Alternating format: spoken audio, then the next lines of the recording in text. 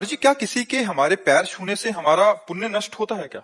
यदि आप पैर छुआते हो तो हमारी छुआने की इच्छा नहीं है, हम छू लेते हैं, कोई फर्क नहीं पड़ेगा। यदि हम खुशी होते हैं, हम छुआना चाहते हैं, तो भजन नष्ट होगा, फिर पुण्य नष्ट होगा। यदि हम छुआना नहीं चाहते हैं, हमारी इच्छा नहीं है, और वो जो हमारे पैर छूने आ रहा है उसको पहले हमने प्रणाम कर लिया, हमारी इच्छा भी नहीं है, तो पैर छू भी ले तो पुण्य नष्ट नहीं होगा। तो पैर छूना प्रणाम करना एक ही बात है। लाखों लोग प्रणाम करते हैं, तो उन लाखों लोगों में अपने भगवान को देखकर प्रणाम करते हैं कि मेरे भगवान ही इन सब रूपों। जब ये कि मैं इन सबसे श्रेष्ठ हूँ, तो फिर भजनशील हो जाएगा। सोच है, अगर सोच बदल गई तो फिर आपका पुण्य नष्ट हो जाएगा, और सोच सही रही तो पुण्य नष्ट नहीं होगा। सब में भगवान है, ये उसकी श्रद्धा है कि वो आपके पैर छू रहा है, लेकिन आप इस योग्य नहीं है। आपको ये अंदर से होना चाहिए, मैं इस योग्य नहीं हूँ, मेरे प्रभु ही सब में विराजमान। वो झुका, उसके पहले हमने प्रणाम कर लिया, बात बन गई। वैसे नहीं छुआना चाहिए, कोशिश करना चाहिए कि अपने कोई पैर न छुए, और जब कोई जबरदस्ती कर ले तो उसमें भगवत भावना करके उसको प्रणाम कर लेना चाहिए।